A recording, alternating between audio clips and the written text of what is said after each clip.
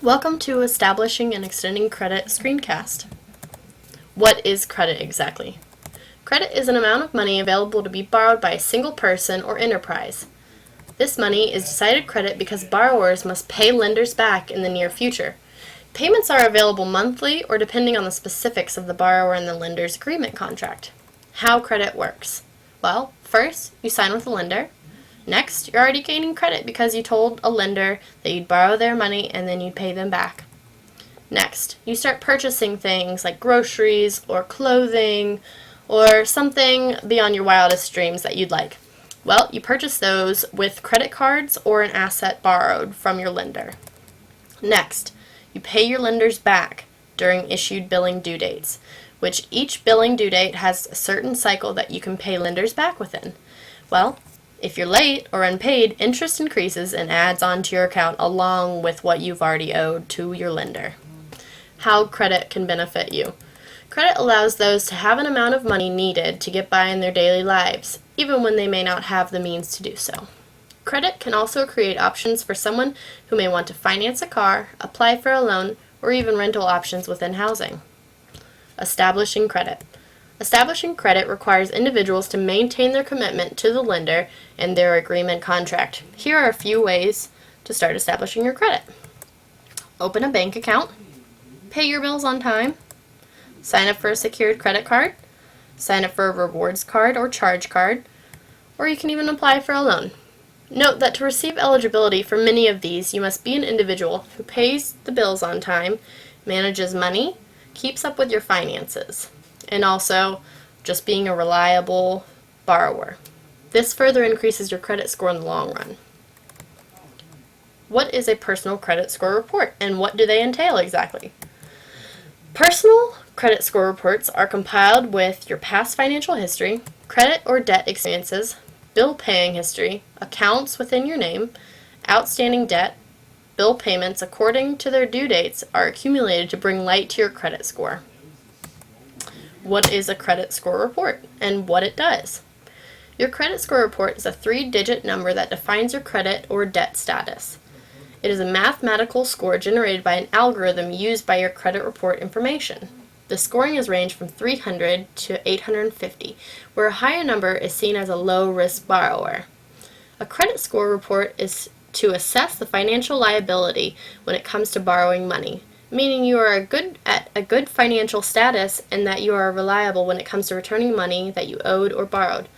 Most likely, these people will maintain their bills and pay on time, have little or no debt, and maintain a steady job. In contrary, receiving a low credit score and labeled a high risk, you are most likely struggling to pay back or return the money that you owe. This will hinder many businesses lending you money, especially at a lower rate. You'll see here, this is the Dun & Bradstreet Financing Company. This is a sample report of a John Doe company. You'll see the numbers and information regarding their industry, their employees, the net worth, sales, etc. It is a 1 to 3 page document. Next, how it's calculated.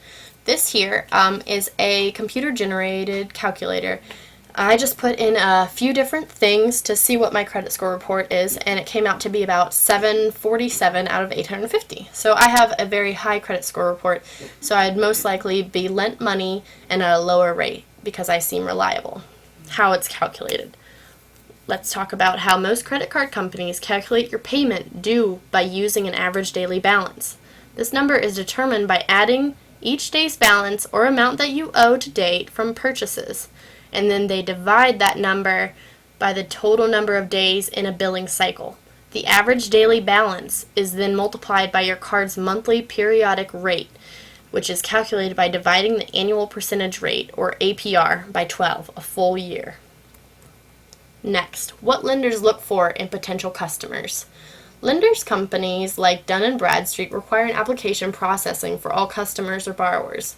These applications are thorough and need validating information regarding their potential client. You'll see here that lenders will look for creditworthiness, payment history trends, and public filings. Let's talk about creditworthiness. This is where they look at the likelihood of a borrower to experience financial stress within the next year, and they measure that by either being high or low. Then they also measure the likelihood of that borrower not paying them back what they owe within a year, either that also being measured by high or low. Next, the payment history and trends record. Within these, the applicant's timeliness of payment is either defined by being fast or slow. Also, their payment performance trend, either being changed or unchanged. So you can technically be a unchanged payer and be a low status borrower or a low risk borrower and maybe start paying your bills on time, and your credit score will build and companies will see that and you will then be a changed. Then next, checking an applicant's public filing is also checked and marked within their evaluations. Marks include being sued, filing bankruptcy, fraud, their net worth, personal financial elements, and also within overviewing a company for lending purposes, lenders check their company stats, employee count, sales, financial status, what type of industry they are in, and smaller details regarding financial evidence.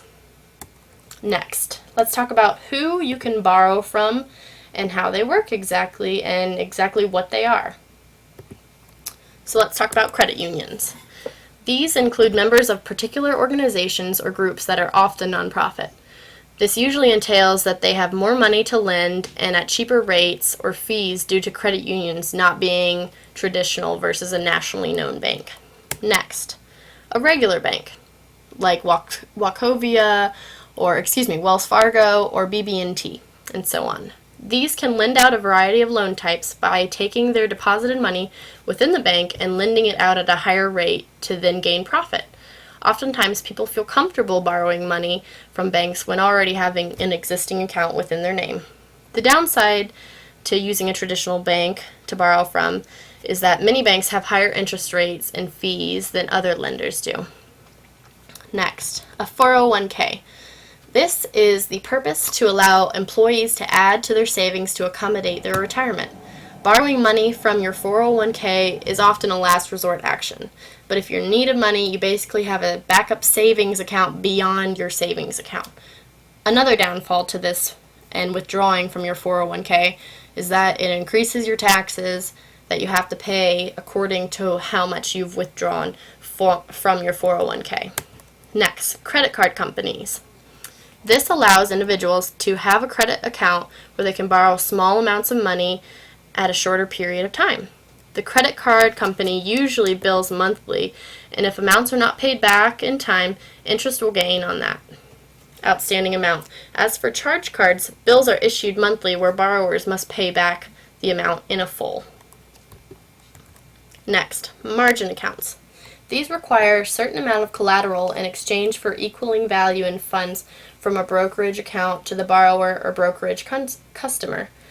Margin accounts are often used as funding by customers due to purchasing large securities such as a home or a car. Then next, the government. The U.S. government or organizations that sponsor the U.S. government lend out money to seeking borrowers, of course needing to be paid over a certain period of time with a high interest. The issue with asking for funding from the government is usually it's tedious, it's very thorough paperwork, and they do tons of background checks, employee checks, employer checks, everything you can think of. Then next, financing companies. These usually make lots of loans to borrowers with competitive rates and fees.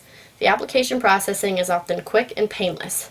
This is usually due to the fact that even pawn shops can loan you something if you give them, let's say, a paintball gun or a guitar or a drum set, or get gold fast, something of that sort. It's a financing company. Wrapping it up with establishing and extending credit, be good to your lenders and they will be good to you. Look for competitive rates and fees. There's always a bargain out there to get. Budget to make sure you're financially stable. Make sure you pay your bills on time. Keep up with how much you're spending. Make smart decisions and investments. This will help define the rest of your life and your financial status and your credit reports. Thank you.